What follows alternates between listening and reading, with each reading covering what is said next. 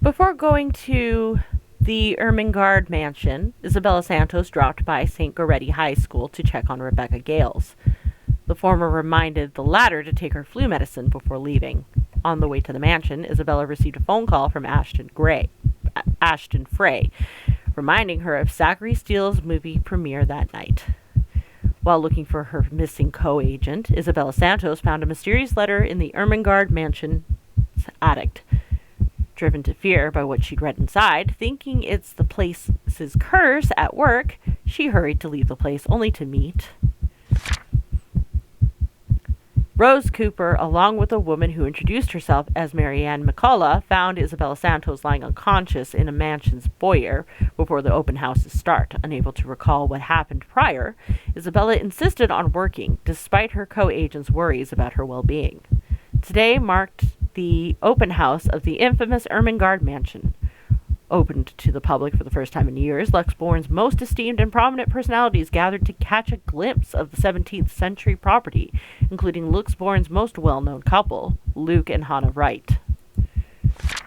Luxembourg's Independent Film and Theater Festival celebrated its 9th year, discovering new creative talent in the film industry. Included in the few showcased this year was Zachary Steele's Bleu Français, Dark Times of the Black British. Isabella Santos, Ashton Frey, and Rebecca Gales were also seen among the crowd for its premiere. Isabella received an unexpected call from her family back in the Philippines. An emotional moment, her mother informed her of her father's deteriorating condition despite treatments. Nonetheless, the young woman assured her and continued to work hard to be able to support all of them. A day after the open house, the Wrights were seen securing the mansion's purchase at Breyer Realty's Luxembourg office. Parties involved in the transaction were surprised at how fast it went, but agreed it has to be expected when dealing with influential people like the Wrights. Happy over the sale, Isabella Santos treats her friends to lunch. After a pleasant lunch with Zachary Steele and Rebecca Gales, Isabella Santos received an urgent phone call from Rose Cooper asking her to meet with the Wrights' interior designer. Left with no choice, she hurried back to BRC, but on her way, in one of the shop windows she passed by, a familiar smile greeted her. Ashton Frey reminded Isabella Santos of their meeting with Professor Andrew Clark tomorrow, a respected professor with a doctorate degree in sociology. As a former researcher specializing in ethnography and psychology, Ashton assures that his friend can help with her worries regarding the mansion's rumors. Professor Clark, Ashton Frey, and Isabella Santos met up at a coffee house to discuss the rumors surrounding the mansion. The professor warned the young woman not to take everything at face value. Before parting ways at the park, Ashton gave Isabella a charm that supposedly wards off evil to help put her mind at ease. While looking after her lost cat, Isabella Santos met the interior designer, Marianne McCullough, by chance. She also happened to be the cat's owner. The two were seen having a small talk before Isabella abruptly left. News broke of Rose Cooper being found dead in her flat the evening before. The authorities classified the crime as a homicide, possibly linked to the notorious Anselm Butcher, a mysterious serial killer who had committed brutal murders over the years and left their bodies with his signature phrase, "Help me." Isabella Santos drowned herself with work the whole day to forget about the devastating news of her mentor's death. However, she ended up stumbling upon the mysterious disappearances of her other colleagues, and just when she realized something important.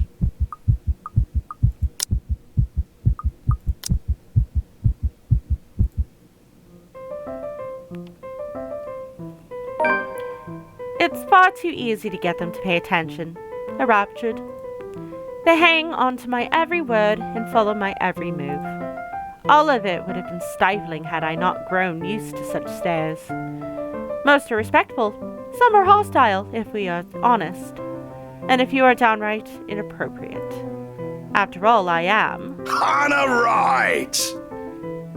There's a moment's agitation as a familiar face, but less than welcome face, approaches me with a suggestive smirk on his face. Of course, I have kept a benevolent smile and greet him as I greet any good friend. After all, this man can turn heads, being famous in his own right. Officer Lee! What a pleasant surprise. I didn't think you'd have the time to attend tonight's party. He is more Luke's friend than mine, really, and I am quite sure I only invited his wife. Much like I am only friends with the Chief Inspector because of Luke, Luke is only friends with Rochelle because of me. Unlike how I treat Lee, however, Luke never hid his animosity for the Lee matriarch. It was an odd sort of friendship where we would have awkward double dates. I don't even recall his first name. It started with an N, I think. I might be wrong.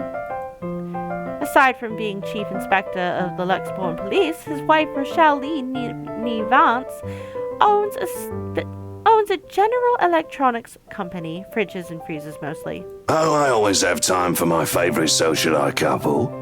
Might I say, you look positively ravishing tonight.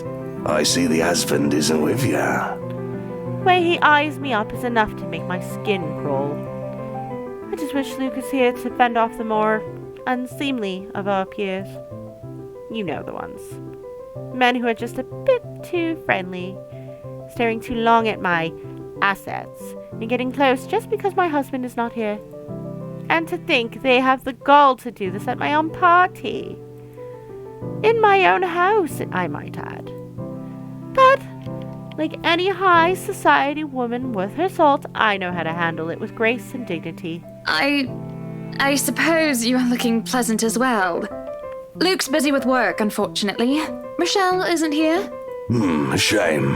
I do hope he isn't causing you much trouble. That husband of yours can be a bit daft sometimes, acting like he's still some young bachelor. The wife sends her regards and her apologies, but something came up with a doctor and she needed to attend to it. You know her, being pregnant and all. We make small talk.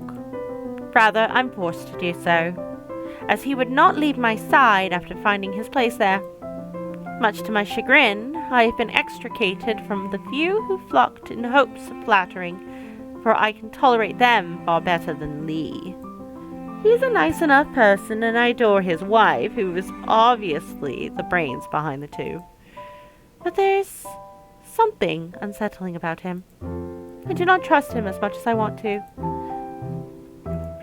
He regaled to me tales of the Luxembourg Police Department, a different affair to the usual gossip I'm privy to, and though I am loath to admit, it is interesting nonetheless.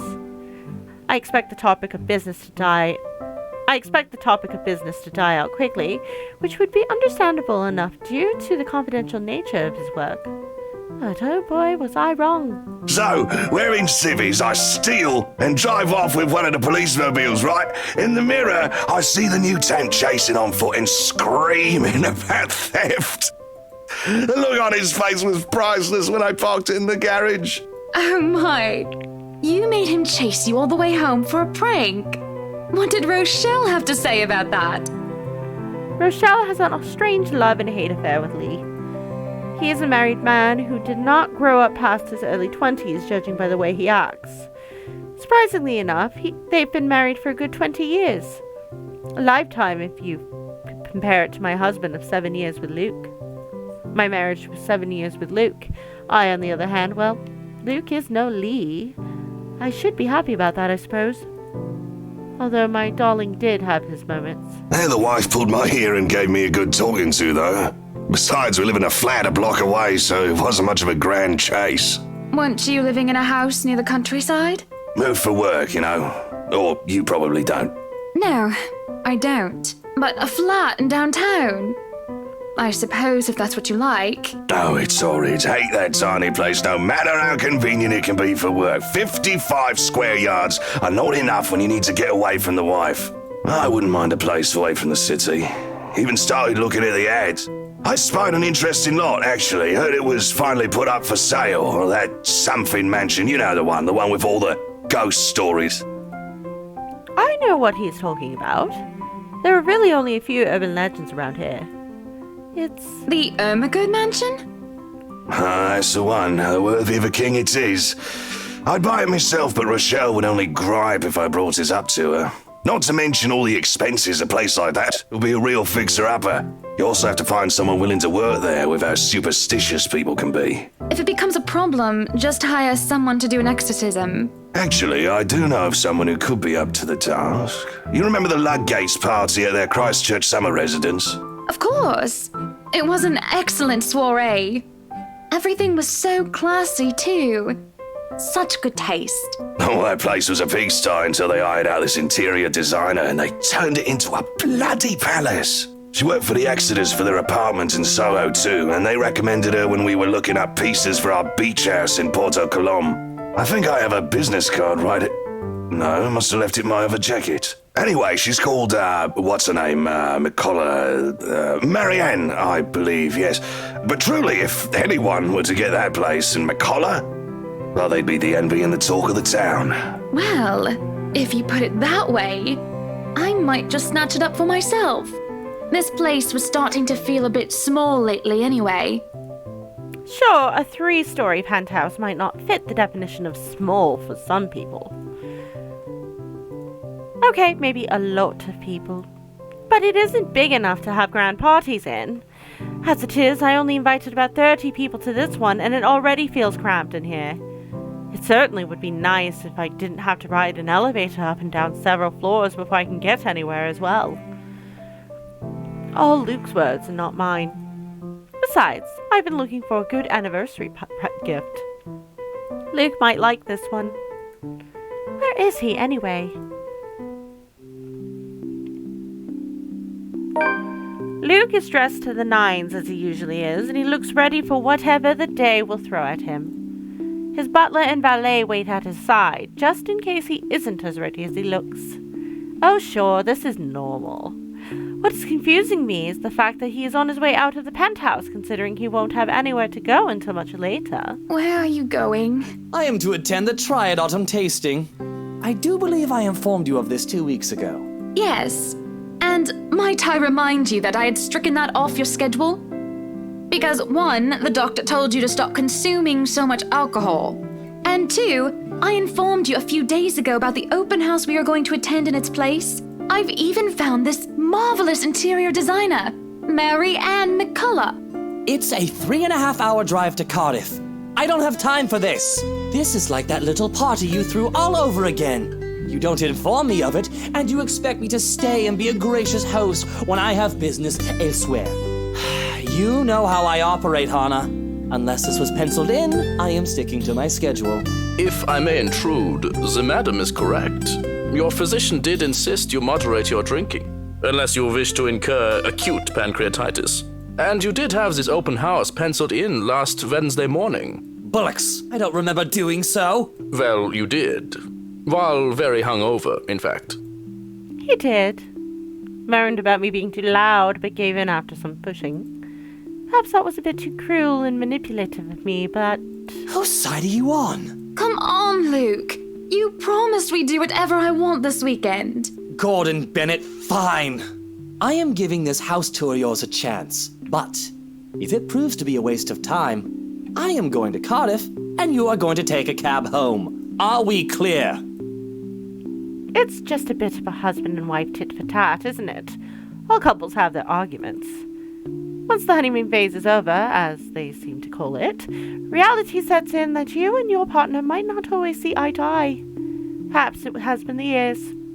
7 of them is nothing to scoff at. I just cannot bloody believe I agreed to this. I was really looking forward to the Triad tasting. Though sometimes I think it's something a bit more than just simple disagreements, and I have to stop myself from wondering where we went wrong. There's always the Triad Christmas tasting in Manchester next month, and that'll only be an hour-and-a-half drive. Have I been neglectful? Have I offended? Have I acted shamefully? Yes, but Cardiff. Certainly, any problem can be discussed, as long as he doesn't turn me away. Well, there goes my good mood. Are you happy now, Hannah? Why must you treat me this way? Yes, I am very happy, Luke. Because for once in a very long time, we are doing what I want. I'm ecstatic. Understood? And this would be perfect if you stop acting like a child who needs their nappy changed. We will be leaving after lunch for the Ermengarde Mansion. You are going to park your rear in the car and keep mum. And you are going to behave during the tour. Needless to say, Luke looks a bit shocked at my little outburst. He opened and closed his mouth a few times, struggling to reply, before he crosses his arms to look like, well, a moping child. Any more rules for this little excursion of yours, Your Highness? No wine. No wine? Unacceptable! I am already not allowed to the tasting, and you would deprive me of that simple pleasure? If I see you take one sip today, I will put the stocks under lock and key. Do you understand me? Don't forget the bottles he keeps in his dresser. Whose side are you on? How many times in one day can you ask that? As many times as I need you, traitor! The ride to the mansion is quiet, with Luke having stared out the window the entire way, not paying attention to anything around him. Meanwhile, I am conflicted. I don't know if I should apologize for changing his plans like that. But by the time we arrive at the mansion and I see his eyes light up in genuine interest, apologizing is the last thing on my mind. Also, he was perfectly okay with how she handled that situation, so. The whole affair with the Ermengarde Mansion is certainly an interesting experience. The place had been renovated and restored by the owners to what they claimed to be acceptable standards. The mansion itself looked like something befitting a fairy tale or a period piece. It is tastefully decorated, and with a little bit of love and attention, I'm sure it can be a place Luke and I can call home. And the number of other prospective buyers that have come from the powerful and wealthy of Luxbourne certainly did not disappoint, marking this estate as prime property. The Lees are among the group who went with the Rose Woman, and I saw a few other notable faces, though I did not really feel like mingling. Unfortunately for every one of them, the Wrights are interested in buying. What's been bogging me, however, is that Isabel. What is her problem? I still don't quite understand what's happening. One moment she's scrambling to give us the paperwork to finalize the sale, then she's panicking over some sort of prank letter or another. Dear me, is Isabel all right? It is apparent with the way she shakes, and by the pallor of her skin, something has really shaken her up. Isabella, do you need me to call that ambulance? I am worried, but it would be best if she's attended to by someone more familiar to her, like her partner. But even then, the girl refuses Rose's offered drink and looks just about ready to make a run for it. No, I'm just feeling a bit out of it. Excuse me. I'll be back. I just need to catch my breath. And she does so, just as I predicted, and her partner follows like a concerned mother. There's an awkward air amongst us, as we are left in the wake of whatever that was. The others murmur and gossip with each other, speaking of the poor daft thing and telling the tale of whoever was not audience to the act in the first place. It does not take long for the woman Rose to return and pull us aside into the study for what I rightfully assume is damage control. Rose invites Marianne in too, hoping to apologize to her as well. But the woman refuses, saying she's not one of her clients anyway. That leaves myself, Rose, and Luke, the last all too eager to make himself comfortable in the study he's no doubt already claimed as his own. I can't apologize enough about what just happened. Please forgive Isabella. She's been under a lot of pressure lately. She's young, and all those rumors about this being haunted just got to her head. And it must be this terrible heat, too. Not a drop of rain for days now. Are you sure it is wise to just let her go like that? Where is the poor dear? She might get hurt. She's more likely to hurt somebody else, given what just happened. I told her to sit down and take a break. Already rang someone to pick her up, too. That might be for the best, dear. But please, we're here to talk about the mansion, yes? Why, I absolutely adore it. Don't you, Luke? Some of the rooms will certainly have to be repurposed. We want to change the appliances and have Marianne lead on the decor, but the whole thing is just lovely. I guess. It's certainly a lot roomier than our penthouse. Exactly. Lots of space for guests, parties. a lot of room for little ones to run around too. Let's not discuss that right now, Buttercup. Anyway, I do think it would be a shame to let this mansion slip past us. But you haven't even finished touring the house. Well, we like what we've seen. I am making her job easy for her, am I not? No need for loans or long price negotiations. We could just sign a contract and close the deal. Really, you'd think the woman would be more happy about an easy sale. I know how these estate agents work. How long they have to wait, how much they have to spend, even just for a single sale. Why, she should be jumping for joy by now. I'm sure the commission on this mansion is nothing to sneeze at, even if she has to split it with that Isabel girl. Do you think we could have horses here? Yes, those do sound nice, love. Anyway, if anyone else is interested in buying this property, I assure you that I'm able and willing to give a better offer. A vineyard would be nice. Or maybe And we do reward our people quite generously, Rose. So if I were you, I would start on that paperwork. helicopter pad. I pause. And there's a small moment of complete silence where Rose and I just stare incredulously at Luke. It is an unspoken understanding, a rule between the two of us that we have to put on an act. With our social standing, where image matters, it is also important to avoid making enemies. And to follow this rule is an easy feat for me. From youth, I have been the well-trained social butterfly, gracious and graceful. Luke, on the other hand. Oh, wait, what, Luke? No, what?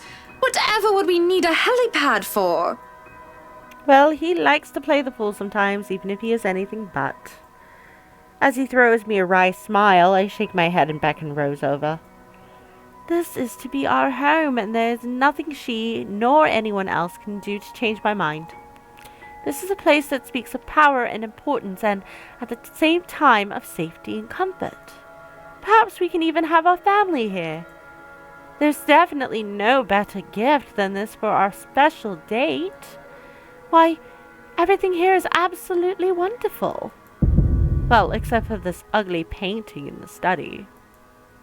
It looks like a bad fake of an Edvard Munch painting. Here's the deal. I'm willing to pay 10% higher than your listing price. If anyone tries to outbid us, just add another 5%. I doubt anyone can, of course. Or, you know what? Just add 15% to the listing price, and we can sign all the paperwork now. I guess, if that's what you want. That won't be any trouble. I don't have all the papers now. Didn't think this would be a quick sell. I'll have copies sent to you so you can look over them. And if you'd still like to finish the rest of the tour with Isabella's group, you're more than welcome to. No, I think we're good here. We'd appreciate a private tour of the place a lot more, I think. All right. Should I let Marianne in, then? Marianne? Oh, right. She's been waiting outside the study this whole time, hasn't she? I'll need to have a little chat with her to move this little mansion project forward. Please do. There's a look of apprehension when the other woman enters the study. Yet, like a professional, I see the moment when she steels herself and masks her worry. Admirable. We have this project, then? Of course. Will you be needing anything from us? Having the floor plans would be a great start, just so that I can look at them beforehand. And if you could tell me when you're available for a meeting so that I can include it in my calendar? Oh, is a meeting really all that necessary, Marianne? I guess we can send Johans to help you out. You two can start by getting rid of this ugly painting. A hush falls upon the group at my request. What painting? And lo and behold, the painting is gone. In its place, a mirror stands, which leads me to look at my own confused expression. Odd. Well, no matter. Back to the topic at hand. Marianne, dear, we are simply far too busy to meet up. Or perhaps, maybe I should. But I guess we can free up a day to meet with you. I don't really need another Maudlin Monday reading about Maury anyway. The book club can function without me for one day. What time shall we be seeing each other? How does lunch sound? Besides, my house has a higher priority over book club. Why, we can hold the next meeting in this place. Surely the beauty and grandeur of it all will inspire spirited and lively debates about whether modern-day writers would match up to the classics. I might as well clear up the rest of my week to handle whatever affairs buying this mansion requires of me. Any social activity can be put off until the Ermengarde, or rather the Wright Mansion's great debut. I'll have my fill of great parties and gatherings, especially when I organize them myself. That sounds good. Although, with a project of this scope, we might need most of the day to tackle your concerns. A more thorough inspection of the place is also preferable. Breakfast then! It's a date. It's really not. All right. Monday. 10 o'clock sharp. We'll see you then. Actually, Marianne suggests that we meet at 9, but who's even awake at that ungodly hour? I was lucky enough to wake up this morning before Luke went all the way to Cardiff. We say our goodbyes, shake hands, and make it clear without outright saying it that we now own this house. By the time we left the mansion grounds, sunset is almost upon us. So, you really want to buy this place then? That's a bit of a big impulse buy, even coming from you. Not that I'm complaining. I feel elation when I hear those words from him. It's not every day one is able to please someone like Luke. He gives away false flattery to sway those who starve for his affection and approval. But in the privacy of closed doors, he would often express his grievances. He neither censored himself in front of me nor spared me from his criticism. You have been saying the penthouse was getting a bit too small for you. Happy anniversary! Oh, that time of the year already? He forgot about it last year, too. I understand that he's a busy man, but... Is that why you want to buy it? Yes. You don't like it? I do. But I remember you used to talk about how you wanted to live next to the beach. Botany Bay, Kent. I remember the sea, water that stretched on for miles and miles as far as the eye could see. As a kid, I loved our beach trips, swimming all day as much as I could. I was a well-behaved child, and the only time I was ever truly difficult was when I refused to get out of the waters, even when my fingers had gone all wrinkly. And even when we managed to pull me out of the water, there was always sandcastles. Day before we married, I told Luke that I wanted a house on a beach and a dog. And a kid or two. None of those came true 7 years later. That was a childish dream. Living next to the beach is so impractical if you really think about it. I don't know. It's not a bad thought to see you in a bathing suit every day. Maybe another time, love. We still have forever, don't we? He says nothing, only grabbing my hand and holding it tight as we spend the rest of the ride home in silence. I miss the sea. Sick and hovering over the loo at 3 in the morning, the picture I paint right now is hardly glamorous. A horribly fishy taste is left in my mouth as I throw up what I had for dinner, and I hate the acrid stench that fills the lavatory. The burning sensation at the back of my throat is of no help whatsoever. I can feel another wave of nausea come up on me when the door opens. Hannah, what are you doing so early out of bed? I'm fine, love. I must have just eaten something bad. That's all I managed to say before vomiting again into the porcelain throne. Lovely. Just go back to bed, Luke. I'm going to clean up here. I refuse to look at him. I don't want him to see me like this. The last time I had a horrible morning retching into the toilet was during my college years, being the life of the party. Thoughtless and shameless, I had thrown away months to frivolous merriment and pointless hookups. I didn't even retain any of the connections I'd made from back then. Sure, they still know of me, and I still know of them, and we still do business from time to time. But I've lost touch with anyone who didn't see me on a daily basis. I hardly have any of the friends I had when I was still Hannah Evans. Teachers, fellow university students, drinking buddies, and old conquests like Jack. No, don't touch me, sweetie. It's disgusting. I'm disgusting. Luke sits next to me, on the toilet floor, to hold my hair even as I cough up more fish. He wipes the vomit from the corner of my mouth and just stares. Do I need to fire someone? I don't feel sick. Just feeling a bit under the weather, dear. It's been unbearably hot as of late, hasn't it? I do wish it would rain. Are you sure it wasn't those sweets? I told you not to eat those sweets. Maybe. Well, don't laugh. Well, I can't help if you make that sort of face. He starts chuckling, and soon enough, he's in a fit of laughter. The scene happening next to a loo filled with sick just makes the whole thing bizarre, and it nearly makes me start giggling as well. I try to stifle it, though, as I smack him on the shoulder. I'm not making a face, Luke. Stop laughing. Shut up. When he could not stop laughing, I let myself go as laughter bubbles from my own throat, and I forget whatever ill feelings plagued me. We are just husband and wife, laughing together at a funny face. The little things in life. I let myself go because I know that these memories will not last forever. But if I just know the terrible things that are to come for us, I would have wished with everything that I have then and there that the laughter had stayed. Hiya! Come on now! The place is bustling with movers carrying furnishings here and there, along with several trunks of personal belongings taken from our penthouse. Luke watches them like a hawk, making sure nothing is handled carelessly or gets stolen. Careful now! I know your pictures are framed by cheap plastic, but those are framed by African blackwood and are one-of-a-kind commissioned paintings. Each one is easily worth a lifetime of what you lot make.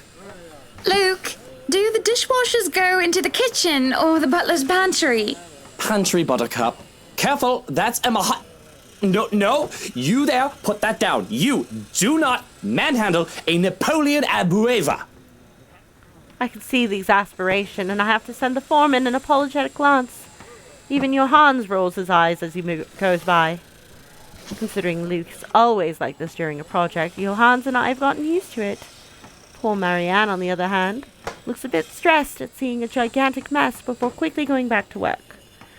Everything just has to be perfect, exactly the way he wants it. One little thing out of place, one little thing that didn't fit the image he clearly constructed in his head, and Luke gets bent out of shape. Sweetie, why don't we go and sort your suits upstairs? Let Johannes and Marianne and the foreman deal with the rest of the work. We have this, Mrs. Wright. Yes, please do go before a blood vessel bursts. Bloodstains are so troublesome to clean. Taking him by the hand, I lead him upstairs into our bedroom. This place has been arranged first so that we can get some rest, no matter what state the rest of the mansion is in. I am definitely glad I can lie down on a soft, comfy bed after what has been a busy morning. Watching Luke act like his life depends on getting his move done is tiring all on its own. And to think I have a whole day of this ahead of me. I feel the bed dip beside me as Luke sits down with a sigh. Well, I can't wait for this to be over. I don't know. It's fun seeing you all fired up. Here at home and not at work, you know. You know I can't always be home, Hannah. I have a company to run, unless you've forgotten. I haven't forgotten. You're the one who insists on being there to make sure each and every little thing is under control. I just really miss you sometimes, and I wish you were at home more often. Why, if you're not careful, I might go a bit loopy and I'll start bringing cats home. And soon enough, one day you'll find yourself going home to a farm just filled with felines that follow you everywhere. Oh, don't bluff. The things would shred up your precious furniture. Besides, you don't even like cats. True.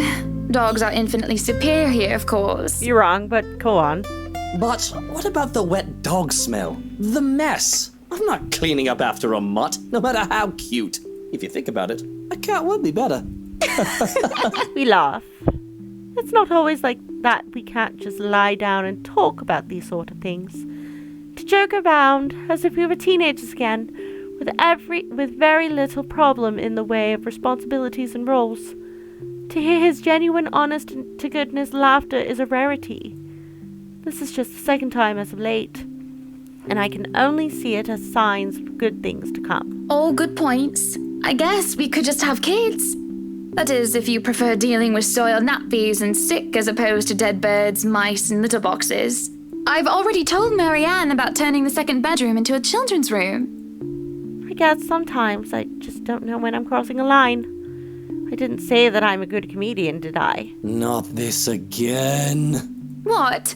I wasn't being serious. It's not something you take the piss out of.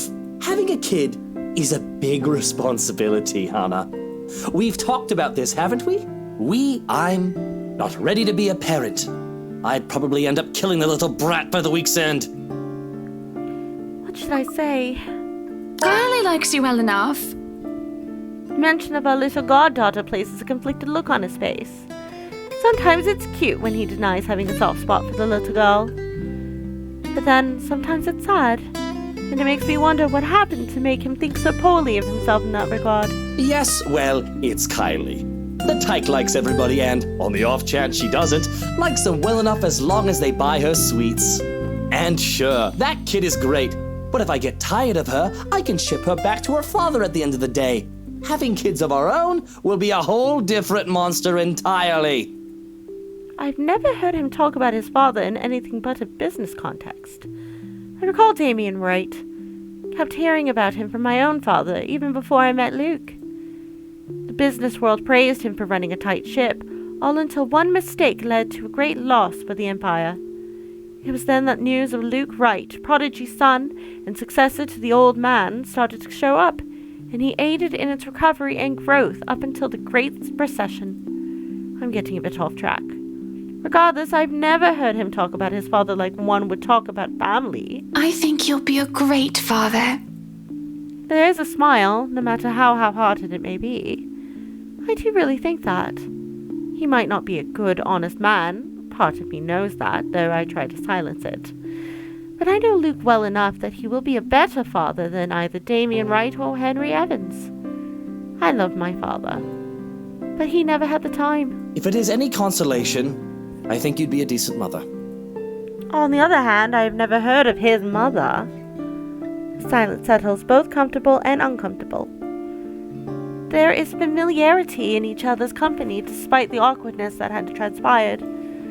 Defenses and masks down, without anybody else looking, and we are both together alone in this quiet. But a crash from downstairs startled us both out of our reverie.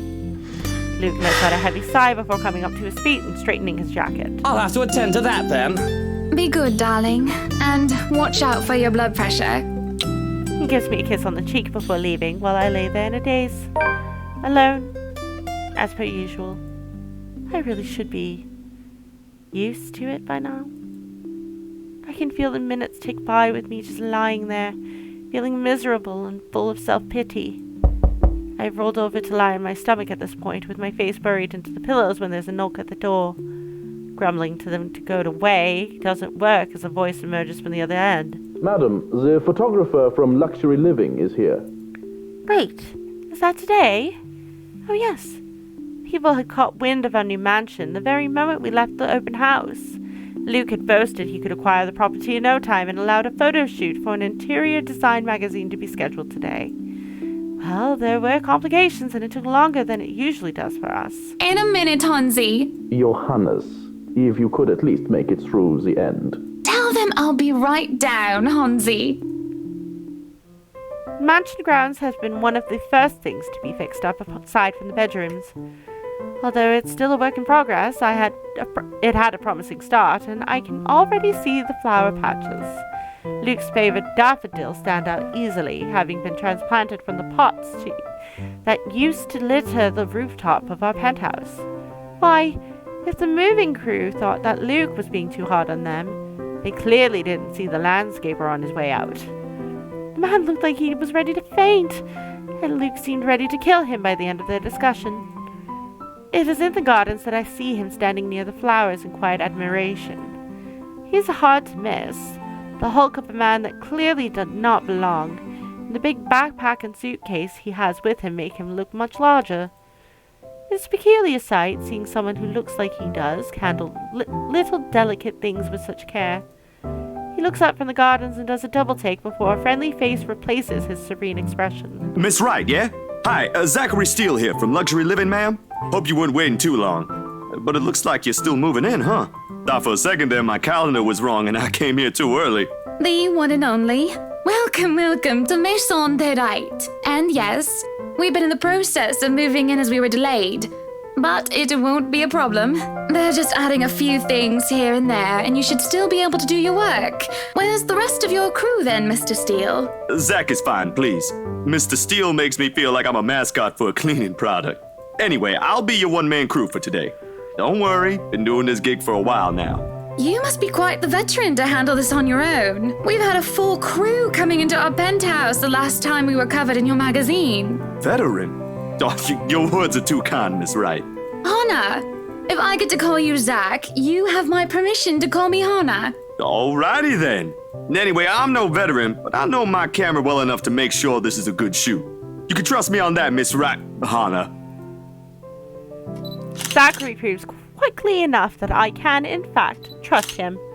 His skills with the camera and experience in this industry, at the very least. He is kind and courteous, listening and following as I lead him around the house. A real nice fellow, and he treats our household staff well, even whenever we cross paths with them. I answer his questions to the best of my ability, and he is patient enough to answer mine whenever I get curious enough. For one, I ask what the bags are for.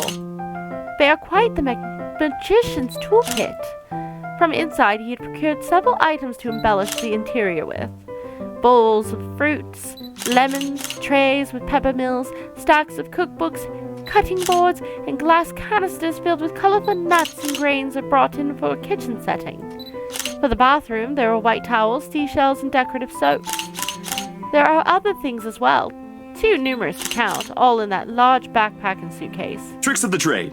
Softens up a room, makes a place feel more homey, and fills it up with texture. But you guys probably have better stuff I can use for this. No lights?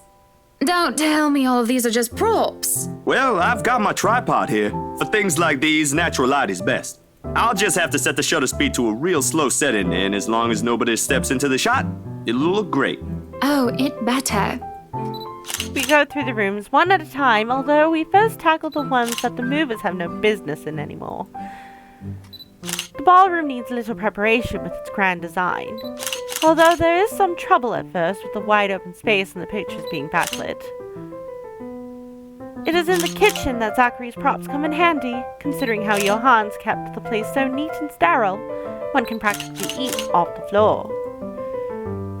We carry on, touring the house and taking pictures where we can, with exception to the room which have yet to gain any purpose or design. Too bad I can't take a sneak peek at his photos yet. Funnily enough, he is using a traditional camera. I didn't even know film still existed. With the way he speaks, however, I can see that he knows enough about his craft that I'm not too worried about botched photographs. I imagine photography must be cathartic for him, judging by how at ease he looks while taking pictures. There are small snippets of conversation in between the clicking of camera. He even goes so far as to talk about these terminologies like shutter speed and aperture when I ask about the technical aspects. I can't quite see the picture as it's made, much like when I watch artists paint on their canvas. But just watching someone passionately practicing their craft such as this is exciting in its own way. Going through the many rooms has been quite the exercise for the both of us. Despite that, he has been so nice, and I find myself putting on my best smile. But it is as if we're taking pictures in the foyer that everything comes to a standstill for a moment. Just a moment. And had I not been paying attention, I wouldn't have noticed. It is a mere split second when Zachary's rhythm is put up to a halt. His finger doesn't move to release the shutter. Yet he also doesn't pull the camera away from his face, gaze still firmly fixed through the viewfinder. His hands shake and there's a slight sheen of sweat on his forehead. Zachary? No response. Zach, is something the matter?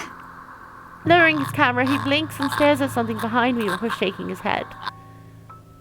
Turning around, I see nothing that could have gotten his attention. Oh, no, there's nothing wrong. I just remembered something, that's all. Let's get back to the pictures. Can you move a bit more to the left, yeah? I struggle to respond this time. There's a sudden weight on my back and an indiscernible tightness around my throat. Everything stops. And everything starts again as I manage to choke out. If you're sure. I don't know what just happened. It It was probably just a dizzy spell. I'm fine. And he said he's fine. We continue at the same pace as before, although there is an unspoken agreement that we will not talk about what happened. So, is this a full-time job for you then? Nah, I just freelance mostly, for magazines, newspapers, and events. So you can't really call it a full-time job. It's fun and it puts food on the table, but it's not what I really want to do. At least, not all the time. What is it that you want to do then? Maybe I've been a bit out of line sticking my nose into other people's business, but I can't help but ask. I regret doing so as I see his shoulder slump and the easygoing air he has fades away. He looks torn over whether he wants to talk about it or not. Films. Documentaries mostly. But cinematography is a lot more difficult than photography, right? I was working on this thing, actually. What thing? Well, it wasn't really a big thing. People didn't like Blue Fonzie very much. People don't like a film about colors. I suppose they would have liked Blue Bibby a lot more. Very funny. So, Grand Director, do you want to tell me what Blue Fonzie is all about? He hesitates, but when I refuse to budge on the matter, he gives in and spills it all out. Bleu foncé, la plus sombre de noir britannique. Dark blue, the darkest hours of the black British. He speaks with passion of one who has gone through the very matter he is concerned with.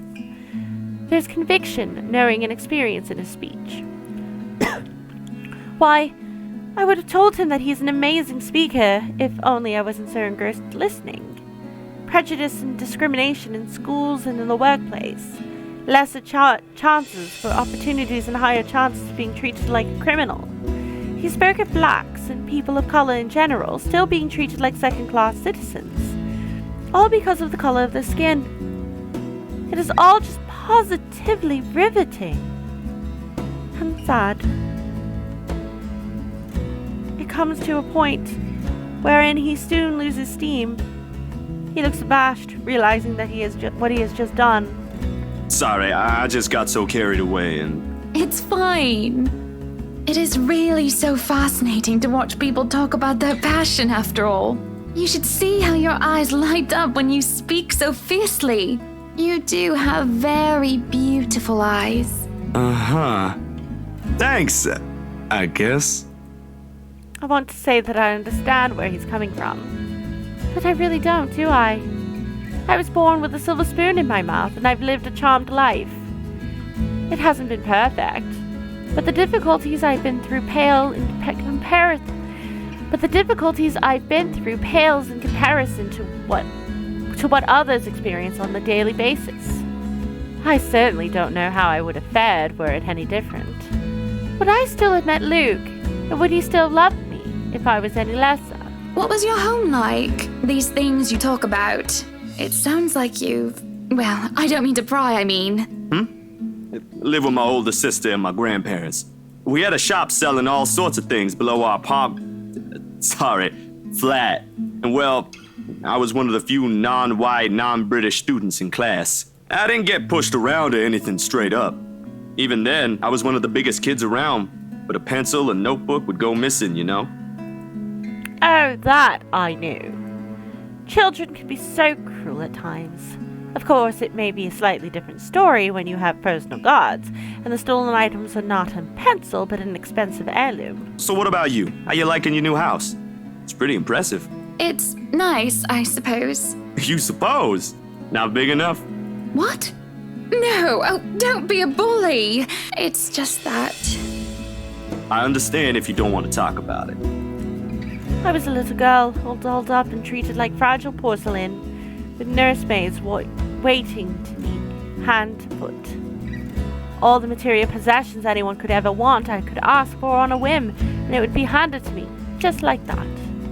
But I barely saw my parents, just goodbye kisses in the morning before they went off to who knows where they were needed to next.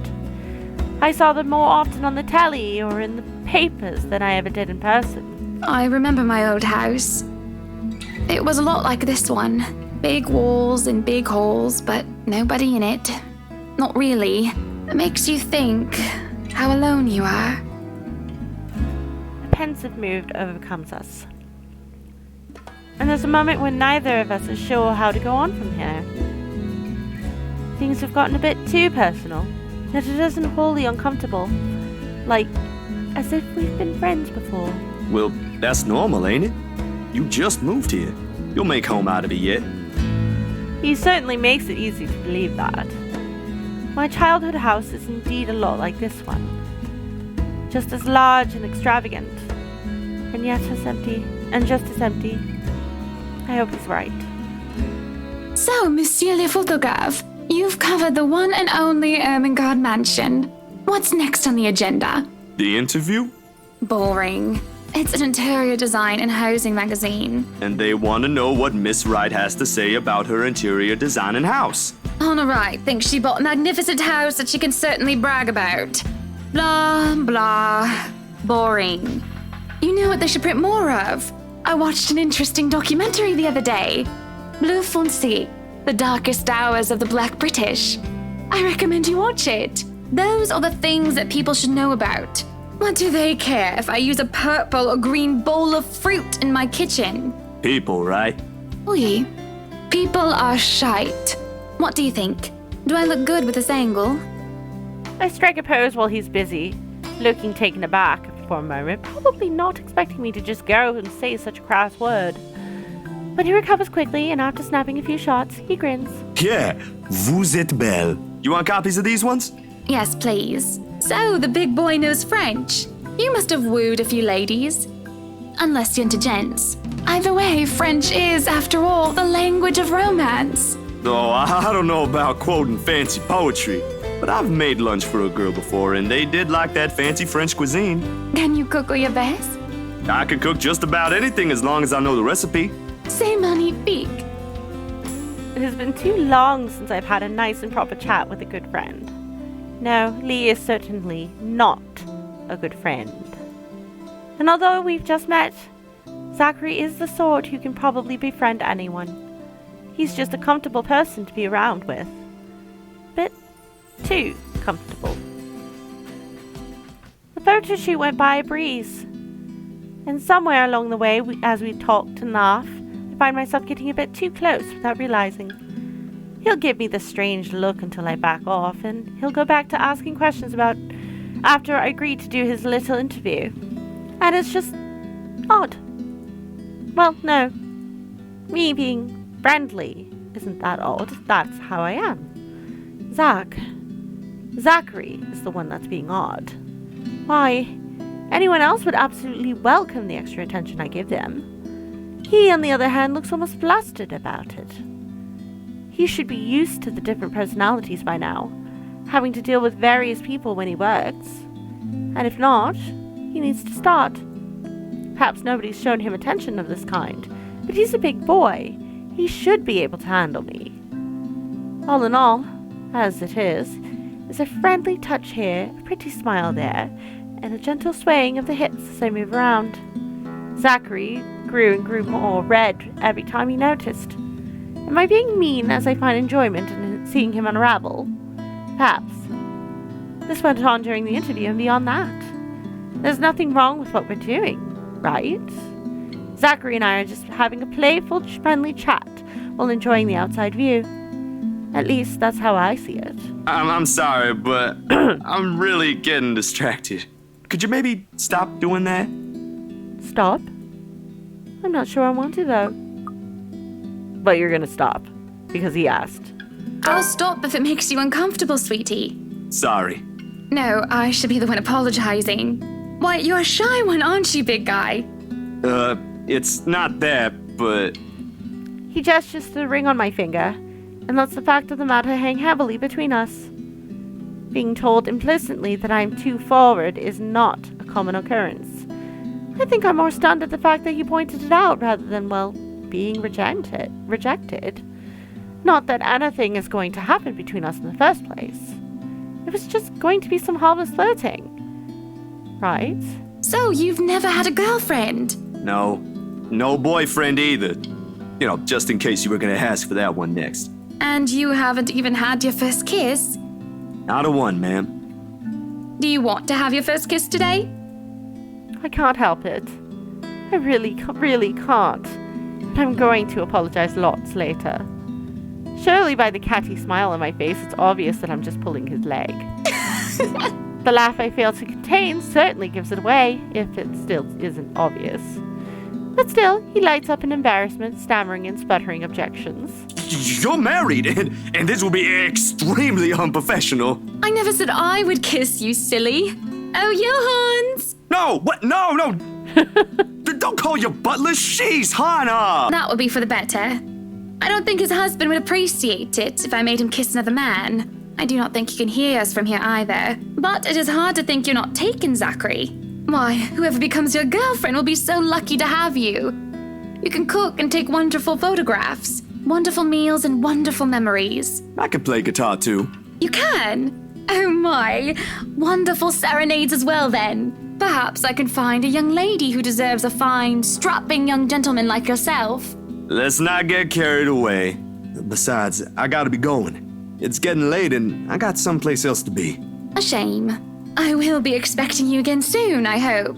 For a copy of my photographs, yes? Of course. I'll even deliver them personally. Just, don't try to make me kiss your butler when I drop by.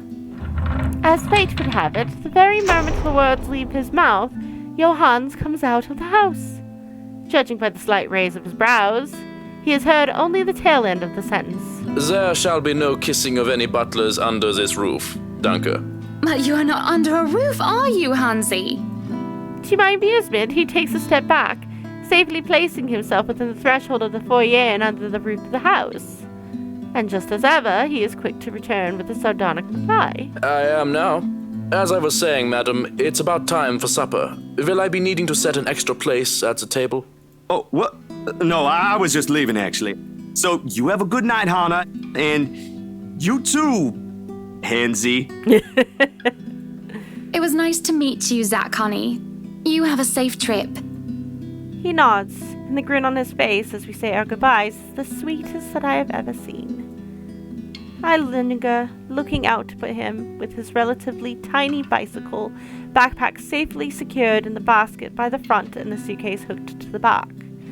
I watch as he went down the path back to Anselm village until he is nothing more than a blip in the horizon. I cannot help the small smile on my face as I go inside for supper.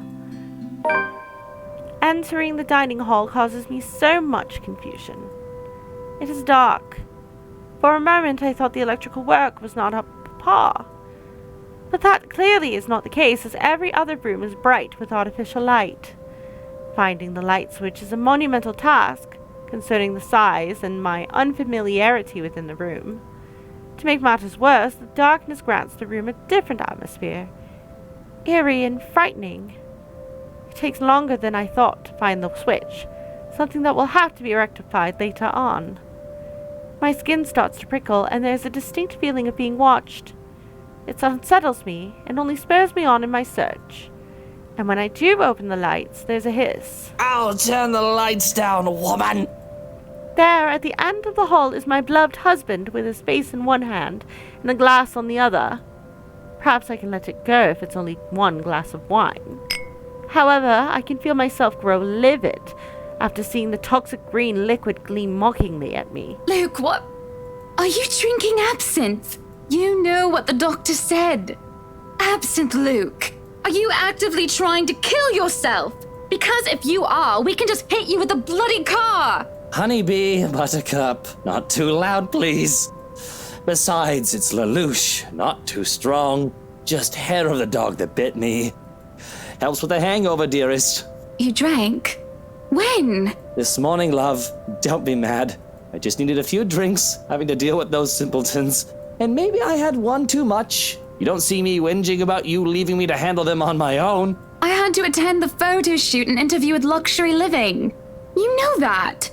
Let's not make this about me, Luke. This is about you and your drinking problem and... Oh, I don't know, Hannah, darling. What if my drinking problem, as you like to call it, is linked to you? If we think about it that way, this discussion is about you. That was pretty mean of you, leaving me alone to do all the work like that. You can't use the interview as an excuse either, honey. I was informed the moment your little interview was done. So, what was it then, What were you doing?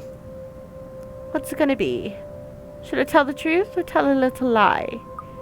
We're gonna lie, because we've seen what happens when we were honest. I was just tending to the garden, sweetie. You were? For a moment, he looked skeptical. I can tell by the gleam in his eye and the way he sits up in attention. He thinks I'm lying. But I see no point in bringing up Zachary and aggravating him.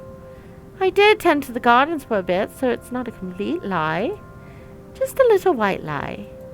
Besides, I know just how to please him.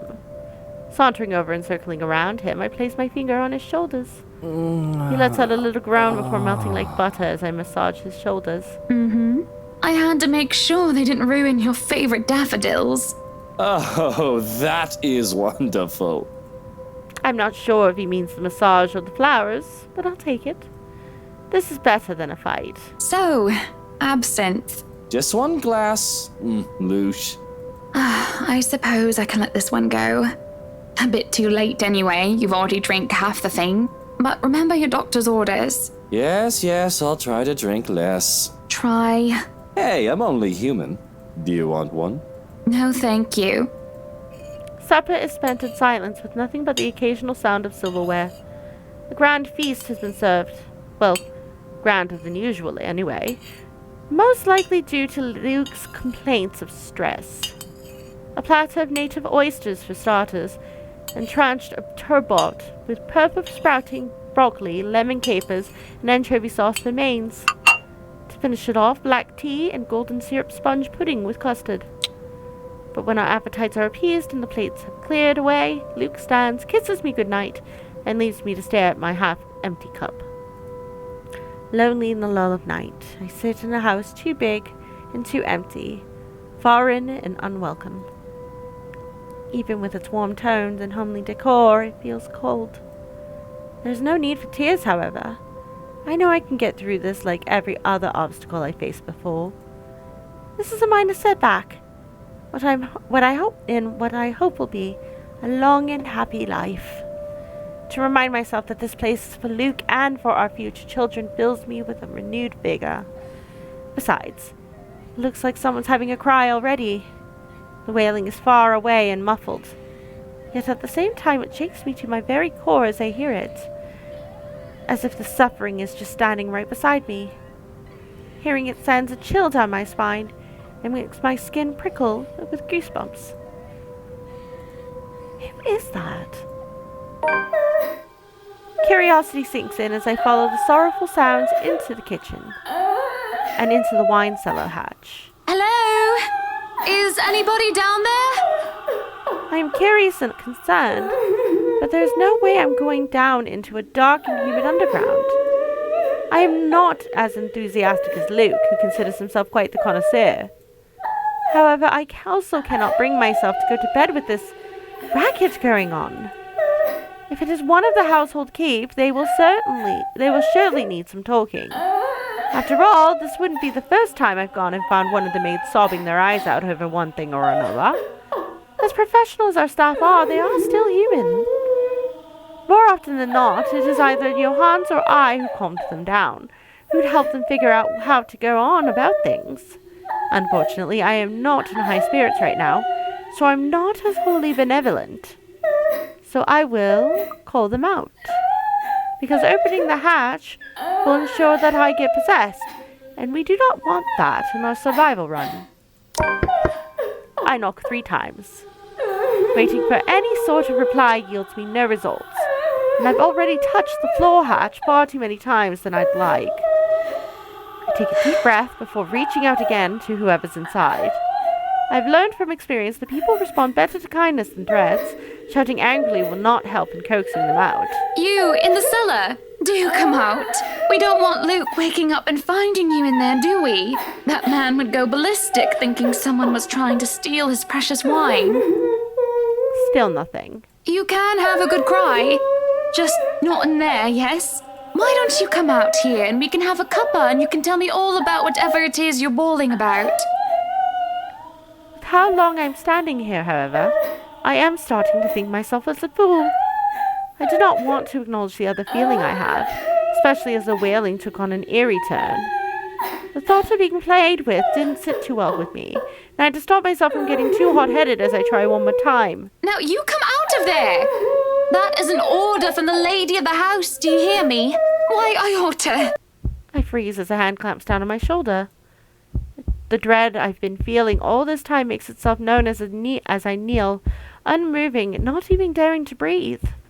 I can feel my heart pounding against my chest, but the touch is gone as quickly as it had seized me. It is only Johans I see when I look back. Apologies, madam, for touching you like that. You were not responding to my voice, and you looked about ready to wake the whole mansion up. I'm sorry. I was getting rather loud, wasn't I? But that crying woman in there, we must do something about her. He grows silent for a moment and just looks concerned. At least, I'd like to interpret it as concern, given how stoic our head butler usually is. Or rather, it must have been concern as he takes off a glove and presses the back of his hand at my forehead before his worrisome inquiry. I beg your pardon. What crying woman? Are you feeling well, madam? In the cellar. Can't you hear her? Madam, Hannah, no one is down there. What? The cellar is locked. Only Luke and I have duplicates of the keys. Nobody is down there. I stare at him in disbelief. But when I listen once more, I hear no crying. Tugging at the hatch for good measure proves his words to be true, too. The thing wouldn't budge unless I had a key, short of using power tools on it. Perhaps it is time for you to go to bed, madam. You are simply tired and hearing things, a perfectly normal human experience. But if you are still experiencing auditory hallucinations in the morning, you are free to consult with me. There is a cold feeling in the pit of my stomach as he helps me to my feet. What he says makes sense, and who am I to question someone who used to be a doctor? I am just tired, that's all. Long day of moving, the interview, dealing with Luke. That has all drained me of any proper sense. Yes, I suppose you're right. I just need some sleep, that's all. Of course I'm right. Go on then. Gute Nacht. Good night, Johans. Good night, house. It is just fatigue. That's what I keep telling myself, although I can't ignore the strange feeling in my gut. Either there is something wrong with this house, or there is something wrong with my head. Sleep will be elusive tonight. Luke is already gone by the time I rise. There isn't a single hide nor hair of him to be found, and trying to call him on his mobile is a bust, as it only goes straight to his voicemail. That's twice in a row he's gone on me. Before we continue... Yep, we are in good straits right now. We're good. And for him to disappear today, of all days, is every bit upsetting because of what's to come. The morning is once again filled with a whirlwind of activity. Fortunately, I am much more refreshed as I took a break from my responsibilities.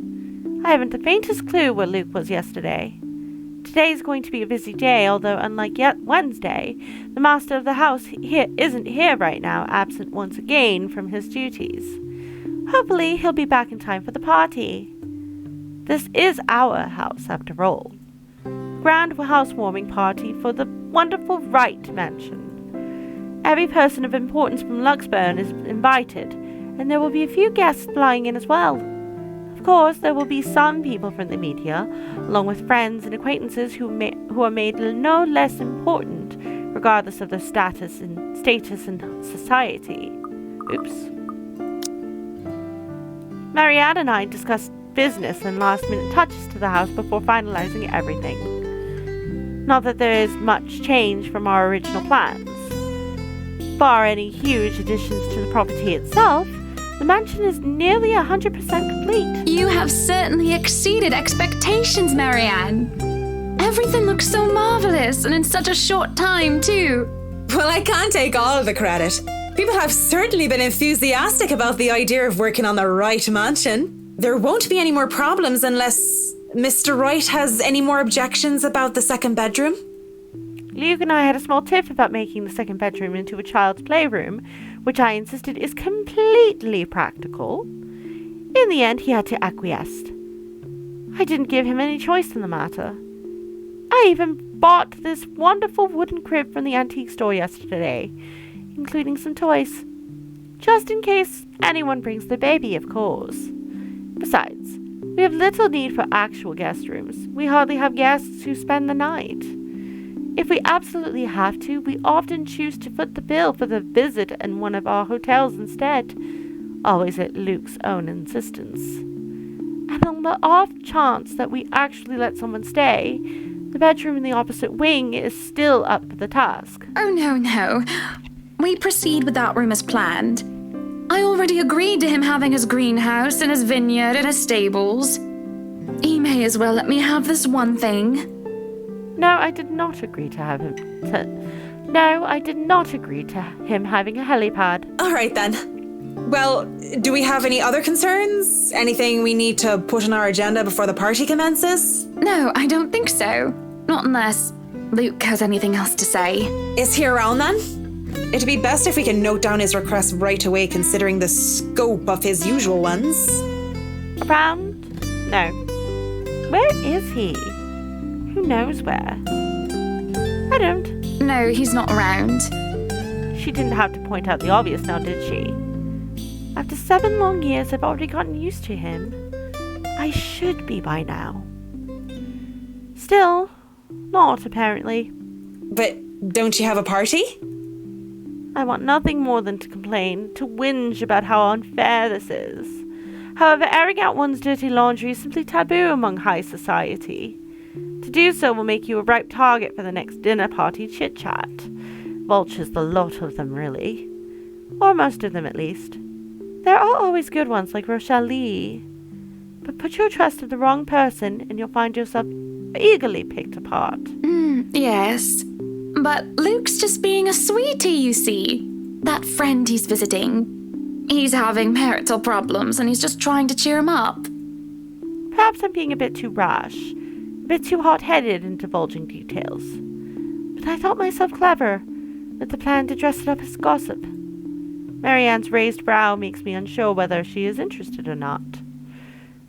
Although that does make things better if she has no interest and therefore has no hidden intent to utilize whatever I might say to her. They've been married for a long time, and they've hit how do they say it? A rough patch.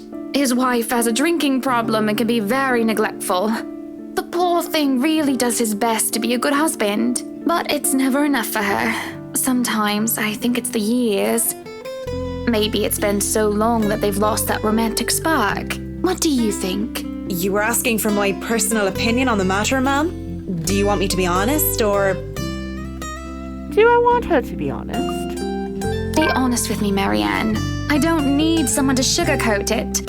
I'm not some fragile thing that I'm just going to break down at the slightest thing. She hesitates, taking a sip of her coffee while I stare into my own cup of tea. The silence stretches on, and I almost believe that she will never answer my question. I suppose that I shouldn't blame her, putting her in a tight spot like this. Her hesitation is understandable, though. I am loath to admit it. She simply wants this whole thing to stay professional. But then she speaks. If I'm going to be completely honest, I need to ask. This is about you and Mr. Wright, isn't it? It's my turn to hesitate now. I really didn't expect such a straightforward question. And to get to the heart of the matter, I suppose I'm not as clever as I'd like to think. Or is it really that bad that an outsider can see our little marital troubles? Surely we aren't that obvious, are we? We've put up the act of the perfect couple for years, although it hadn't always been an act. Marianne is just more keen than the average person, of course. It is a necessity to her career, and she's been working so closely with us. Yes, that's it. Suppose it is. What would you tell me? Then, I tell you it's none of my business. I tell you that I don't want to meddle. But, if the troubled husband with the neglectful wife asked me for my honest opinion, I'd say that he shouldn't base his happiness and his self-worth on someone else. Someone who won't even give him the time of the day. Maybe he should try being independent for a while.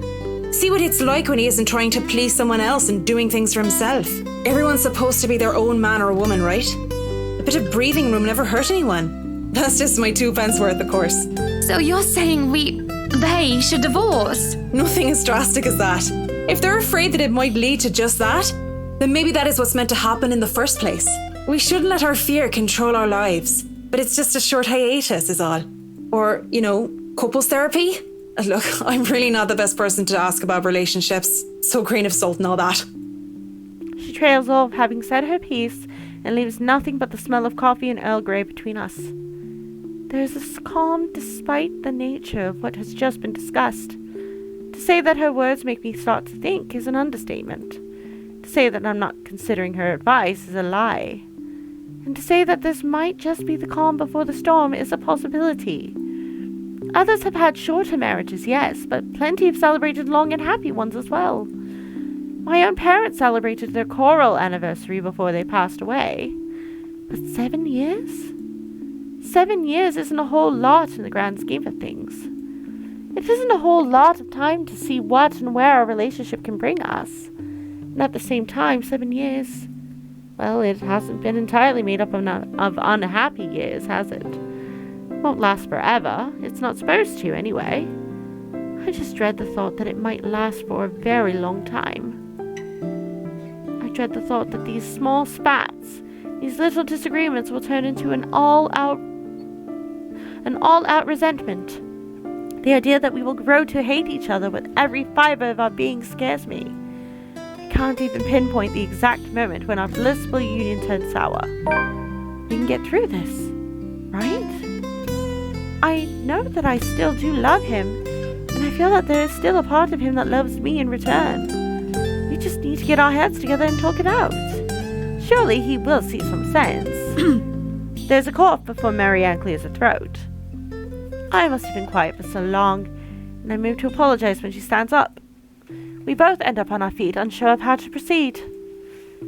Some sort of odd, awkward shuffle occurs as we decide whether to sit back down or not. I really should handle what's left of the work. You won't be attending the party? Oh, you really must, Marianne. I'll try to stay and chat. Maybe grab a few bites and a drink, but I can't be around for the entirety of the event. My apologies. Busy, busy, busy. You must stay a while. I'd love for you to meet some of my friends, and they're ever so excited to meet you. You need to say hello to the Lees, at least. If it wasn't for them, I'd never even heard of you. We'll see. So, if I can be excused? Certainly. You'll have to excuse me as well. I must attend to the party before any early birds arrive, because, believe me, they will throw a fuss if things aren't ready, even when they're not supposed to be here until an hour later. The scene outside the parlor is a great organized mess. Aside from our own household help, we hired the service of the temp agency which provides staff with right to enterprise in the hospitality sector. Even our very skilled staff cannot undertake a party of this size on our own. Waiters, busboys, hostesses, and their staff captains move about in droves, carrying crockery, serveware, good for several dozen people and then some. Chefs and bartenders tail after Johannes, looking like scared little children as he escorts them through the kitchen and into the wine cellar to peruse the stock to select what can be served at the party and what can be used for cooking. Schnell! We have a lot to do, and I believe we did not hire snails. Snails are for the dishes. A string quartet readies up to play for the evening, tuning their instruments as they fill the air with idle chatter. Floral decor worth thousands will fill vases, wreaths, and baskets while petals are scattered along the driveway up front. An ice sculpture of a reindeer is brought in carefully by a pair. It is followed by a simple cake, just a 5-tier white chiffon with white chocolate mousse, fresh berries, and a light dusting of edible gold leaf. But despite the fact that I told Marianne how I will attend to all of this, I find myself unable to focus or care for any of it. I still have our discussion running in my mind, and looking at all this, I only see Luke everywhere. These are all the grand things that Luke wanted to have for the party. I had wanted a small, elegant, and simple gathering, with only a select few invited, namely the people who I would actually trust to enter my home. I did not want any bloody politicians or paparazzi in here, no matter how used to them, I am to catering to them. At least be here for your party. Damn it, Luke. The entire thing screamed Luke Wright, and I cannot help but add another question to my growing list of queries. When did I lose myself? It's always about him nowadays, isn't it? What about Hannah Wright? What about Hannah Evans? I used to be my own woman, who made her own name, her own career, and her own decisions. Sure, I was already the social butterfly that I still am today, but wasn't all empty, shallow gossip and sitting pretty. I was also lauded for my knowledge and talent. Finance manager wasn't just handed to me just because my father owned the company. I had insisted that I start at the bottom so I could work my way up to the top and prove myself. And I did. I worked numbers, managed budgets, money and accounts, analyzing the competition and market trends. There was the calculation of financial risk, cost reduction opportunities, auditor liaison, and public relations supervision of staff, and, well, I generally had a huge slew of responsibilities. Admittedly, I was already quite the attention seeker even back then, having dedicated most of my young youth craving for my parents' approval. Failing that, I turned to others, looked for praise for anyone who would give it, however fleeting it all was. And Luke, oh Luke, the way he looked at me, the way he watched me and took a genuine interest. He had me disgustingly obsessed since day one, hasn't he? He saw me for me, Hannah Evans, with both my faults and my achievements. The man didn't treat me like some damsel in distress or some prize to be won. I remember the nights before we were married, where we talked about everything and anything, from big things like business, society, and philosophy, to little things such as what we had for breakfast or whether we liked cats or dogs more. We both prefer dogs. Nowadays, I'm just Luke Wright's wife. It's mostly my fault, isn't it? They told me that husbands prefer wives who are docile and subordinate. A woman who will always be there for him, yet would never outshine him in all aspects except beauty. A wife needs to be at home and attend to his needs, to have children, and to take care of them in his absence. They said I have no business working anymore after I was married. I can blame society, but I listened. Before I can fall further into this introspective pit of self-loathing, someone calls for my attention. The guests have arrived, madam. And Luke? Running a bit late, I'm afraid. Late for his own party. That man, I swear. He's probably looking to make a dramatic entrance, knowing him. Open the doors, then. We mustn't tarry.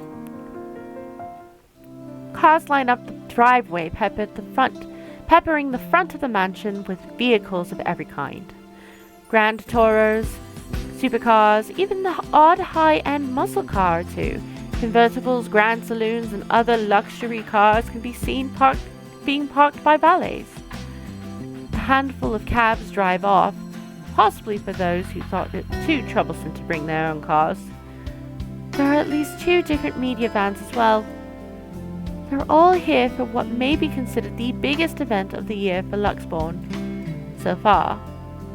Who knows what we'll plan for the winter holidays? Welcome everyone. Please make yourselves at home. Some of the guests idle, enjoying the warm, if not strange, sunshine we were experiencing before gloomy skies inevitably return. They greet acquaintances and friends with warm smiles, others less so. From where I stand, I can see the hierarchy of power, the ties that bind these individuals, here whether through convenience or necessity. However, there are also a few who are not here to further cement their current place in high society, such as that young man with his oriental air, ignorant of the looks he receives from women and men alike. Be careful with Shirley, alright? Or that rose-haired woman talking on her phone while she looks unsure of why she's here exactly. Yes, I'm at the party already, Mom. Yes, I'll say hi to her if I can. I see Zachary, the photographer, as well. He talks to a few of the other media crew with an air of familiarity. I was just here a few days ago, yeah. Yeah, and the inside is huge, but the staff are pretty helpful if you get lost. I had invited Father Norman, too. It's the least I could do after he blessed the mansion on my request. Aside from my small donation to the church, of course. The poor man had taken ill and went through a nervous breakdown of some sort the other day. And then there are people like the Chief Inspector. People who I can never be too sure about. People who stand on the border between being suspicious and being trustworthy. Thank you for the invite, Anna. Husband still missing, I see? I should be saying the same of your darling Rochelle, Lee. The doctors again. She told me she'll just be in the gardens.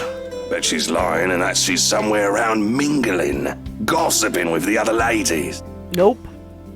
It's no offense, but that seems to be all you ladies do at these parties. And aren't you gossiping right now? Yes, well, what about Luke? Should we file a missing persons report now, or do you want to wait 24 hours? He's around. You know, I can tell if someone's bluffing. Don't tell me, let me guess. He's finally drunken himself to death and not wanting a scandal, you've hidden his body. I was wanting to give this housewarming gift to him personally, too. It's a plate that holds a wine glass so he can stop killing himself with liquid lunches. Looks like it's too late for that. Nothing like that. Besides, this is a hardly polite conversation. Oh, relax. I'm just trying to be cheeky to lighten the mood. It's not like I want Luke dead. The man doesn't serve dodgy plonk like the others when I visit, and he pays his respects well enough. I could use a glass of wine or 3, actually. Rochelle's been in a horrid mood. Threw her stilettos at me the other day and almost took an eye out. Not sure if this is how it usually goes, but I blame the pregnancy. I wouldn't know, would I? Still no plans for a baby? Well, I guess that's for the best. If it's this bad now, I can't even imagine how bad it'll be when that little baby bump becomes huge. Have I mentioned how I don't trust him, no matter how hard I try to do so? At least he brought a gift, I suppose. Why don't you just go inside and have some wine, Lee? Think I will, thanks. Greetings such as these carry on as the guest continues to trickle in. Whether we have short conversations or merely shake hands and nod our heads, I make sure to attend and welcome each of them. As the first hour passes by, the rest of the stragglers and I adjourn to the ballroom. Any latecomers will have the attention of the porter instead.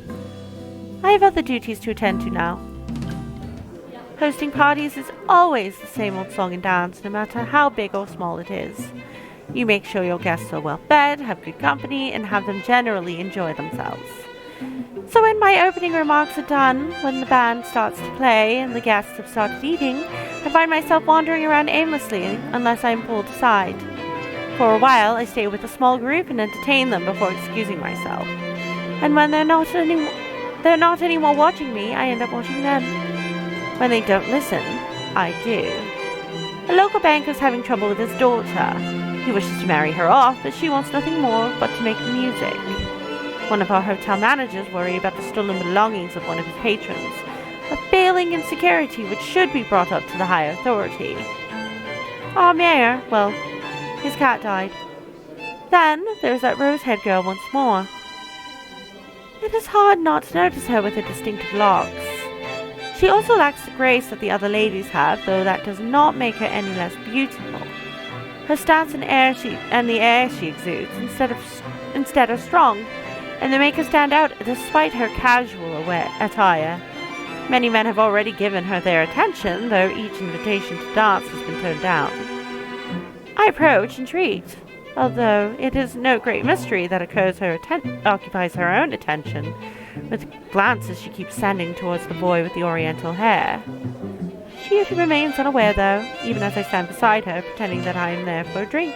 You would catch his eye a lot better if you wore nicer clothes, don't you think? Didn't realize the housewarming was going to be this fancy. I would have gone with a nice dress if I knew. Oh, you're fine, dearie. It's only really the parvenus, those who climb, that come to these parties all dolled up. Quite the black-haired beauty, isn't he? The boy comes over, but I do nothing to speak any softer. He merely passes by, and it is a wonder why he doesn't. And it is a wonder he doesn't hear what I say. Who, Ash? You know, you really shouldn't have turned down those offers. If I wasn't married, I'd happily go dancing with those young men. But you said a name. Ash. That's the exquisite lad you've been looking at all this time. I don't know him, and I'm the one hosting this party. That must mean you know each other. Is he your boyfriend then? Because that would explain those rejections. In all my life, I have never seen a face grow red so fast. The shade of her hair did not help as well. This is the most pink I've seen on a person, really. What? No, that's ridiculous. He's such a violent reaction. A simple no would have sufficed. Many here would be happy to hear it. And I haven't been looking at him. That's right. You've been staring. Quite heatedly, in fact. Although I'm not sure if you look like you want to kiss him or kill him. It's more the latter, currently. Just don't go murdering him on my property. I don't want to walk into a room and suddenly find a body there. I waver as I feel the burning of someone's stares. It is chilling, and though I am used to enduring the gaze of others, this one makes the hairs on the back of my neck stand up. It is chilling, and though I am used to enduring the gaze of others, this one makes the hairs on the back of my neck stand up. My attention is pulled from the girl, and I see a woman staring. Dark hair and dirty, she looks more like a beggar than a guest. And I have a half the mind to call the security at her when her mouth breaks out into a grin. All I hear is her laughing, taunting. Her stare makes my blood run cold. She looks at me like I'm nothing but a pig to slaughter for her amusement. It makes my hand shake, and I nearly drop my drink. But then, in a blink, she's gone, and the buzz of the party returns. I'll keep that in mind, but... Are you all right? Yes, sorry. I just thought I saw something strange. It must be the trick of the light. Anyway, on a right, as you must already know. Rebecca Gales. Gales. The name is familiar, like a fond memory. I recall a kind lady, a private tutor who treated me like her own daughter when I was young. She'd even bring me food when there was no need to do so. Usually stovies, which I honestly hadn't been too keen about, though I ate them nonetheless because she brought them for me. Oh, the professor! And your little Becky! My parents couldn't make it since they're in Scotland right now. And Mom says hi, by the way. But yeah, that's me. Little Becky. We met once before. Yes, oh, I remember you! You were the cutest little thing with glasses! And when we met, you were having boy troubles with this lad called something with an A. What was it again? Aaron, Alan, Adele, Albert, Alexander, Andrew? The more I list off names, the more red and the more quiet Becky gets. She starts to look a bit embarrassed as her body language shows discomfort and stiffness. Perhaps I've triggered a horrid childhood memory. Surely I hadn't been mean when we visited with her mother. I don't quite remember all of it. Ashton! Ash! That man is that boy! The same one. Oh, goodness me, after all these years! I can see why, though. He's quite dashing. You don't really need to announce it to everyone within earshot, you know? Keep it down. I'm so sorry, but it really is cute. And a tad bit sad. This is a nice party, Miss Wright. Please, Anna's fine. We're friends of a sort, aren't we? We must be friends, seeing as I know about your little infatuation, Becky. Don't you worry, dearie. You'll have your happy ending yet. I'm not too concerned about that, am I? That's not what I'm looking for. Oh? And what makes you think that? Doesn't everybody want their happy ending? The idea of happy endings sounds like they're just for fairy tales. And they are, sorta. I don't think you can just sit around, trapped in some tower and hope for the best. Except that's exactly what Rebecca is doing, and has been doing for years. She's been waiting for Ashton to make the first move. If you love them, you have to fight for it, right? You're not just going to sit there and hope that everything will just fix itself on its own. Like everything, you have to work at it. But what do I know? There's a grimace, though she starts to relax around my presence. How long has it been since we met as children? Certainly a long time. She was tiny back then, if I recall correctly. I'm sure the daughter of the two greatest professors I've ever known is smart enough to know what she's talking about. But have you told him how you feel? And it's been what? 20 years? 17, actually. But no, not yet. He can be a bit dense. I was hoping that maybe he'd notice on his own and... Well, that won't do. What if you two become husband and wife? He's not to be dense when he's sworn himself to another person. Why, you might just as well consider leaving before the day's even begun. If that happens, I'll have to give him a good ear bashing, won't I? Whoever anyone ends up with, it's not going to be a perfect relationship anyway. There's going to be things you'll love and things you'll hate about the other person. We're just humans. It's funny. Here I am, trying to give you advice when you did the very same thing back then. I remember you giving me a makeover when we were still kids. And you were the first I told anyone about my... crush. I do remember now that she mentions it. Did I give her the yellow summer dress or the pink blouse and petticoat? She must have kept some of what I had said in mind. It feels ridiculous remembering all of that years later, talking about boys and how they go crazy for pretty girls, as if it's some gospel every woman should adhere to. It is so easy to say such things then, with me not knowing any better. Though, looking at her now, she must have kept some of what I said in mind. Perhaps I did say something good at that time, enough for her to take it to heart. But all that didn't matter in the moment as I mull over what she's just said in my head. What Becky told me is very different from what Marianne told me. There's no time to ponder over that, however, as a hush descends upon the once lively crowd. The music of the strings and the chatter slows to a grinding halt as the doors from the foyer opens. The last of the latecomers should have arrived moments ago. And anyone else this late would simply be too embarrassed to show their face. So this can only be one person, or rather, one man. There is only one man who is audacious enough to arrive at his own party so late. Good evening, ladies and gents. Enjoying the party? I hope I'm not too late in welcoming you all to the right mansion. Unlike I, who was raised in the spotlight and simply grew used to its presence, he sought it out every chance he could, even when there was no spotlight that shone. And I'll never put it against him when he smiles like that. He did so quite brilliantly under the scrutiny when he channels his showmanship. You can tell by the way people's eyes light up as he speaks, how they listen enraptured, even if all he's doing is a simple greeting.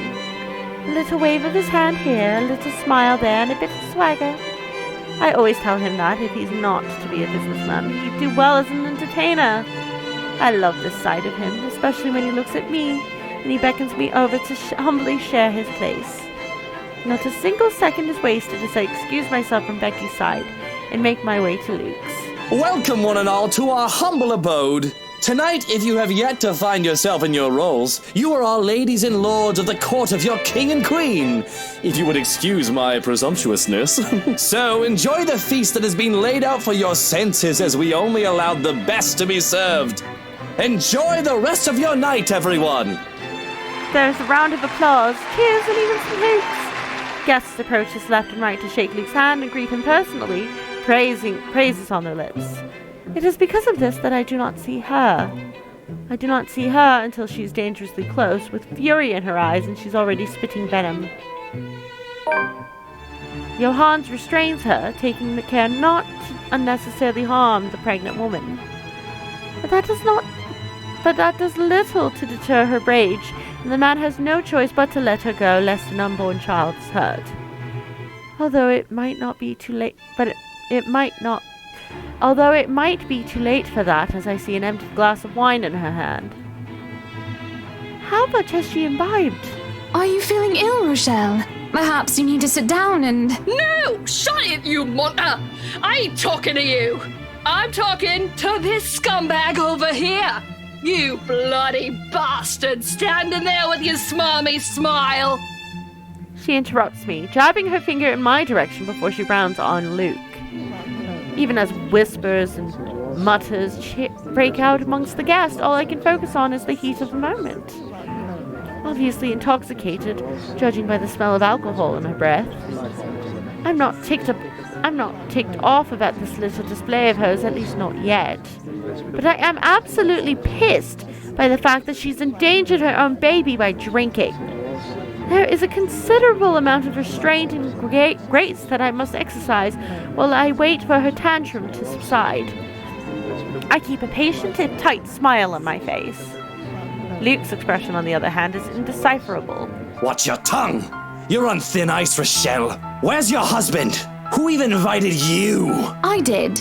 And I told you with great emphasis not to. Now we have a drunk, hormonal, pregnant woman causing a stir. What is even going on? I am just about to ask that exact same thing. I don't know.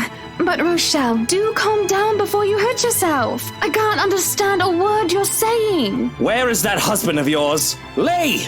Collect your wife right now! Don't you fucking talk like I'm not here and you're not responsible, you ass! You told me that I should wait for you in the gardens! Excuse me? What is this nonsense you're going on about? Crazy talk. That's all it is. Just completely and utterly mad.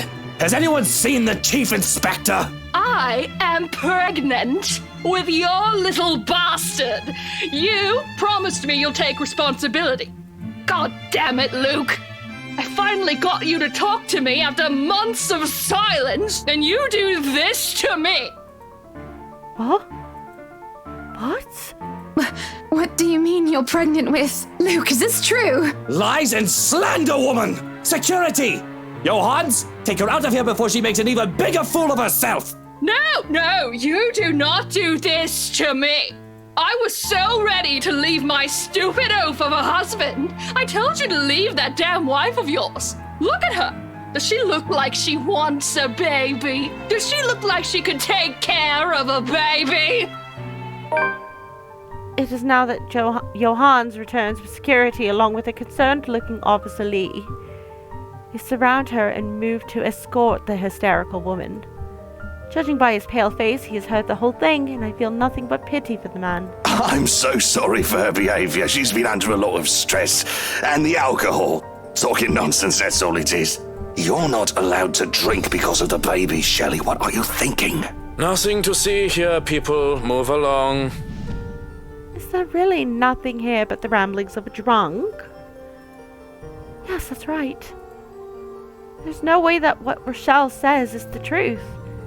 What she says doesn't match up. I know Luke. If such a scandalous meeting are to be arranged, he wouldn't do it in such an exposed place, especially not near his precious flowers. And he definitely wouldn't promise responsibility over a child unless it can't be helped. Besides, Luke will never... He will never go so far as to sleep with another woman, right? Okay, fine. Who am I kidding? If I am to be completely honest with myself, he might cheat. With a bit of temptation and a bit of alcohol, he just might. And doesn't that just make my blood boil? To even think of the slightest possibility of infidelity. Lee isn't too far off when he told me how Luke still acted like some young, hotshot bachelor. It starts to make me think. Okay, I'm gonna save here. Because I need to figure out what I want to do here. On the one hand, Hannah is still very much in love with Luke. And everything that we've seen throughout this whole chapter shows that he's still very much in love with her. On the other hand, the bastard's a cheating bastard. And if he's lying about having an affair with another woman, what else is he lying about? I mean, we know the type of scumbag he is.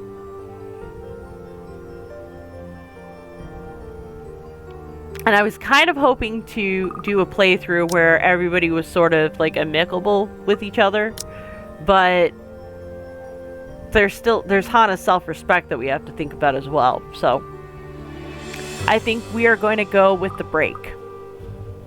Just because I know if it was me and I was in Hannah's position and I found out that my husband was cheating on me, I would like to take a step back and reevaluate. And it's not like she hasn't had doubts already, not specific to the affair, but regarding her own self-identity as Hannah Wright, as well as the spats and fights that they've had over the last 7 years. So perhaps a break is needed. Maybe Marianne had a point. If I am frustrated, if I am unhappy, maybe a break is needed. Yep, we've gone down a little. Not a lot, mind you, but we have gone down a little. Some time apart might just be what the doctor ordered. Time apart to clear our heads and to think for ourselves, or for myself, to be exact. Because looking at this mess before me just brings me nothing but distress. I feel a bit nauseous, actually, now that I think about it. Luke's too busy making a scene to notice, and a concerned Becky pulls me to the side. She looks as disturbed as I am by the sudden turn of events. Probably not a big fan of drama. Definitely not used to it, at any rate. Not surprising, as her parents were lovely yet simple people. Hey, I figured you could use the save. You looked like you weren't doing too hot back there. Do we need to call a doctor or something? Oh no, I'll just be needing some fresh air, that's all. Some help getting out of here would be much appreciated. Sure, that won't be a problem. I wanted to get away from this drama too anyway. Hey, Zachary! Hey, Zach! At the mention of his name, I can't help but see him out in the crowd as he makes his way over. They know each other? Becca! This is a real hey, Miss Wright. If I am to assign a random number to detect the odds of having 2 of my acquaintances know each other, I'll say the odds are 1 out of 1,000. And if this is any other situation, I would have been suspicious. It isn't completely impossible to have 2 random strangers who I've met on separate occasions to know each other in what will be a complete random happenstance. It's just that it's been faked before, to try and dupe me because of who I am and who I am married to. But right now, coincidence or not, I am just grateful for the help. As long as this doesn't turn out into a kidnapping anyway. Hello, Zachary. I told you to call me Hannah. Did I not? Yeah, you did. So this is what you called me for. We gonna get Hannah out of here? I can see that they're friends. Not terribly close ones, but friends nonetheless. That'd be great. They make quick work of getting us through the crowd. The people part because of Zachary's broad build, even if they want to approach me. If that isn't enough, Becky's pointed glares keep them at bay. We even make it out of the ballroom without any untoward incident. Though, judging by the commotion in the other room, the same cannot be said about the unexpected eviction. I really do need the fresh air. I need to be away from those nosy Parkers. I need to be away from Luke. This is a good start. This is as good a start as any. Hey, I gotta go back in there. Completely forgot my bag like an airhead, and I'll see if I can tag Ash on the way out. Uh-huh. You'll be fine here, right, Hannah? Not to worry, dearie. I'll just be right here. Zach will be with you if you need anything. Becky balks at the idea of going back into the ballroom. Anyone who hasn't yet would have realized I'm gone by now. And those busybodies will be gossiping about how I left the building with 2 unknowns. Along with what just transpired, stories both inaccurate and made up will spread by the night's end. It all matters very little in the grand scheme of things, of course. I won't even bother to try and quell them by returning to the fray. That leaves me with... Zachary? Yeah, you need something? I was only going to say how nice it is to see you again. Oh, okay. I can see the tension in the line of his shoulders. Odd how awkward he is when this isn't our first meeting. We had met on professional terms, certainly, but I'd like to think I was friendly. Nonetheless, I do not push the issue about the apparent discomfort when we were left alone. Not right away, at any rate. I know my curiosity will get the better of me soon. Before I can say anything, however, he speaks up. You okay there, Hana? I mean, of course you're not okay after what happened in there. I mean, that was terrible, but you're not gonna just fall down and faint or anything, right? I'm fine. Thank you for your concern. A bit. I should be asking you the same thing. I remember you being a lot more eloquent. Oh yeah, I'm just not too good with staying too long in a crowded room. Or handling intense drama, you know. Sorry about my clothes. Didn't think there'd be a dress code. Not that I have anything that nice to wear to a shindig like this. I dig nice, small, simple parties, so this is a real doozy for me. And do you host your own nice, small, and simple parties often? Only when there's occasion, birthdays and stuff. Those are a lot more fun for me, and I can be a lot more selective about letting only the people I'm cool with attend, right? I get to pick the food too. Of course, I make most of them myself. There's usually a dozen people or less, and all we really do is just hang out. Maybe do some grilling, karaoke, dancing, you know, the usual. That sounds nice. Yeah. You sure you're alright? You aren't exactly being eloquent yourself, as you put it. You must have something you want to get off your chest. I don't know, Zachary. What am I supposed to say? You can scream Merd if you want. I won't snitch. You want to know what I think? How I feel? I think my friend may have slept with my husband. At least, I'm pretty sure she isn't pregnant with his baby, which isn't much now, is it? My husband is a selfish, pretentious, bloody sack of shite, and you know what? I don't give a flying fuck anymore! My God! Oh, wow! Well, that ain't good. Not giving a crap won't make the problem go away. I'm going to ask him for a break, Zachary. I'm not going to pretend that there isn't a problem, but I just need to step back. Fair enough. As long as you don't just up and disappear on him, I suppose. Yes. Now can we please stop talking about him? Tell me more about your small, simple parties. Karaoke and dancing. How does that even go together? Simple, really. We hope Ash doesn't take the mic, put on a bit of fun music, and just dance. That sounds great. Not that I can, but there ain't nothing complex about it. You can't be that bad. I'm pretty good with the twist. Or that's what they tell me, at least. I think they're just being nice. I'm sure it just looks awkward.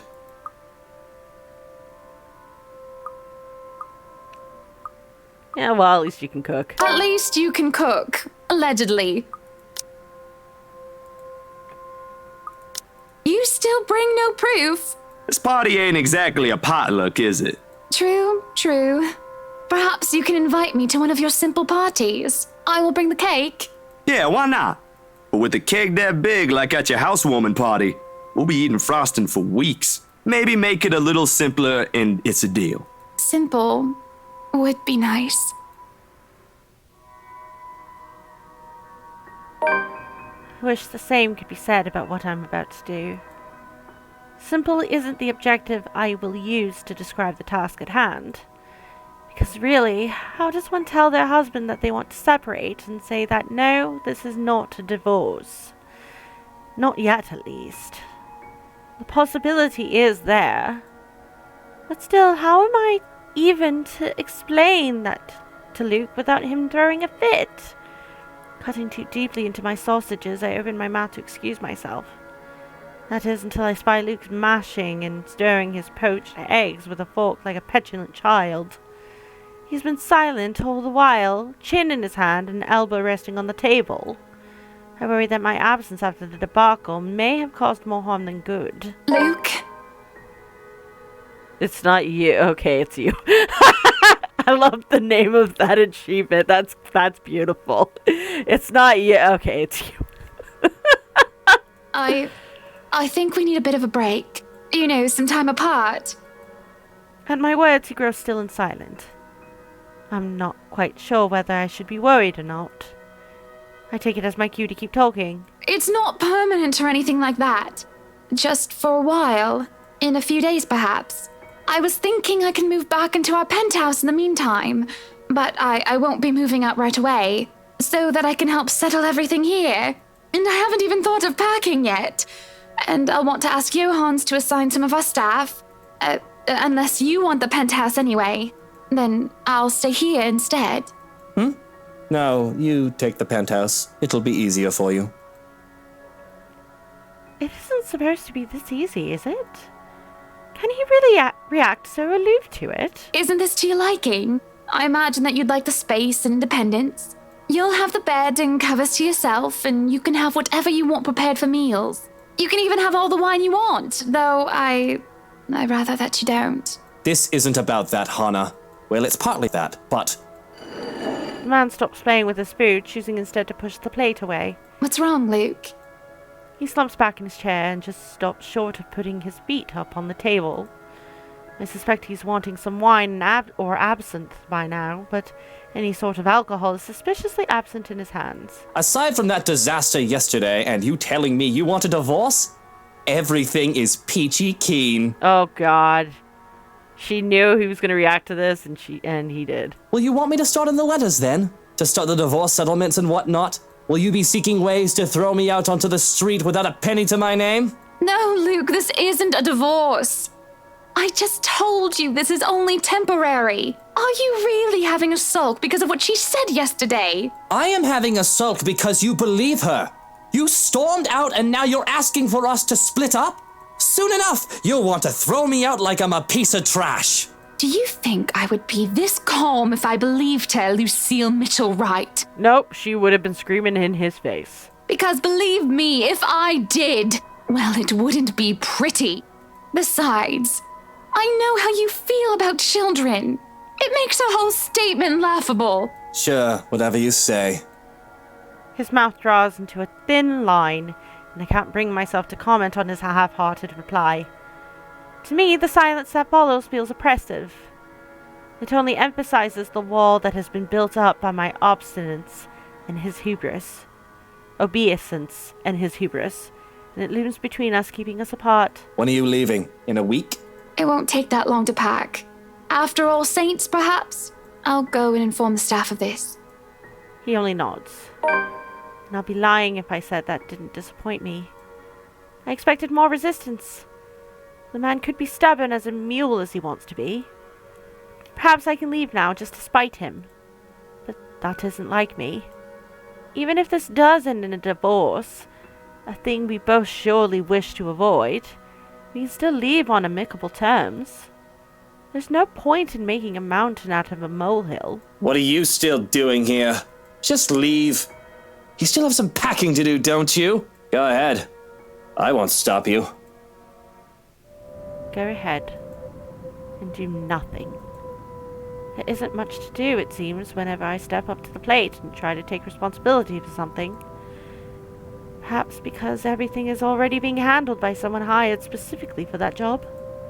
And with Johans overseeing the staff and Luke handling everything else as a whole, that doesn't leave much for me. I can't even take the job of delegation because all of it takes is a word to one of the senior staff and everything will be taken care of for me. Moving in here a few days ago may have very well been the chore that took the most effort from me. And that didn't take any real effort at all. Yes, Hana, go buy a mansion in the middle of nowhere. Good idea. Great plan. There were no dishes to set aside and busy myself with. Any mess left behind is now nearly non-existent. To sit on a counter while eating cake is supposed to be my next plan. Alas, there isn't even one to finish off, and I don't really know what brought me to the kitchens in the first place. It's not like I'm craving anything else, nor do I have any unfinished business left here. But there's a calling to this room. Speaking of calling, why not just do that? Might as well, since I've nothing else to do. At least that will require some effort on my part. With how cut off from the rest of Luxembourg the mansion is, and with how long it was abandoned before we moved in, having a landline is out of the question. Solution's supposed to be on mobiles, though it isn't much considering how spotty the signal is in the area. It'll take a bit of maneuvering to get to even a single bar as it is. It takes a bit, as I said it would. I have to park my rear on one of the cold drawers, but that suits me just fine. Another matter that needs my effort is who to call. She who must not be named is certainly off the list. That doesn't leave much in the category of close friends who attend the party, along with the category of who else is awake at this early hour. But soon enough I manage and the call goes through. Hello, Rebecca Gales here. Who's this? Good morning, Becky. Hannah? Oh, wait, how did you get my number? You responded to your RSVP through the phone. It's all saved in here, of course. I thought I'd like to say hi and make plans and get together sometime. Also, I'd love to hear news about your mother and father and about you, my dear. Oh, I hope I didn't wake you up. Oh, you're good. It's sports day at school today, so I was just prepping for that. Figures that you'd be a teacher as well. I'm sure your students must absolutely adore you. Don't know about that. Mathematics? History, actually. Anyway, it's real nice to know you've got my number. I was going to ask for yours because Mom wanted to keep in touch. You could have asked, silly girl. I would have gladly given it to you. Couldn't, though, because, well, the thing that happened. But really am sorry, though. I gotta run. School, schedule, stuff. Is there anything else you want to say? Don't want to use the mobile while driving. Oh, of course, of course. I shouldn't keep you. But I wanted to thank you for your company yesterday. Not a problem. I was hoping you could thank Zachary on my behalf as well. He was really kind and wonderful. Well, you can tell him that yourself if you want. I can give you his number. Oh, no, I don't want to be a bother. Intruding on his privacy. Pretty sure he'd be fine with it. If you two are on a first-name basis and all. So his number, right, it's... Call starts to go static, much to my frustration. The strange clicking noise drowns out most of her words too. I can barely understand what she's saying.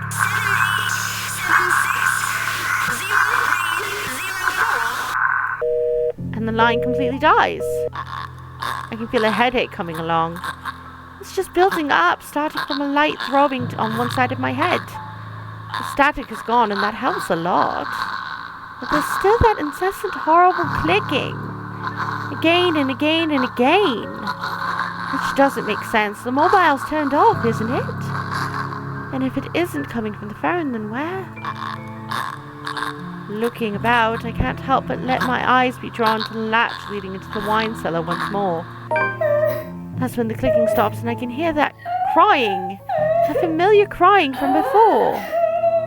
What happened the other day when I was told that nobody should have been down there? I tried to forget it because of how it unsettled me. One can hardly do that when I'm looking at the very thing I'm trying to forget. Somebody's crying down there again. But if I leave it alone, it simply won't stop bothering me for the rest of the day. I might have forgotten to lock it with the party going on. This again! If somebody is pulling my leg, I will not be happy. True enough, all it takes is a bit of a pull to open the hatch. As I look down the cellar, a sense of uneasiness washes over me. It isn't just the sudden onset of vertigo and nausea, but also the darkness. It's suffocating. And as I look down, it feels as if it's looking back at me. I worry that something will suddenly put me into the deep.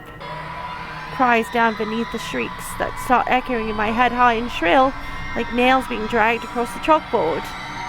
They're all screaming, shouting at me. And I can just feel her rage. Help me. She wants to drown me, drag me down, and crush me in the very depths of darkness until there's nothing left of me. The deep abyss waits for me. For my death. They're all calling for it. This is a nightmare. There's a rope around my neck and I can feel the rest of me being torn apart. And they're still screaming. I'm screaming.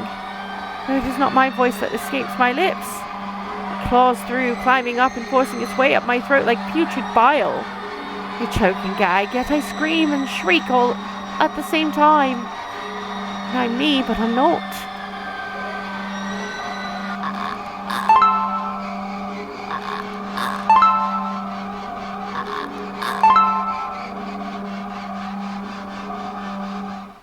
Pushes me down to my knees before I'm prone and vulnerable on my stomach.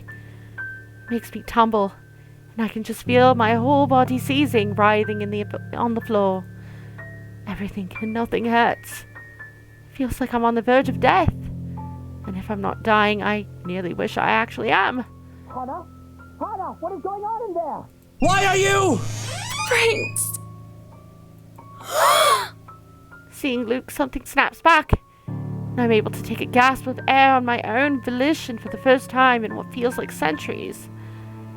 I would have rejoiced and cried for his name, but if the pain still did not rack my body. Instead, all I can do is stare listlessly as he comes to my side and lifts me up, cradling me in his arms.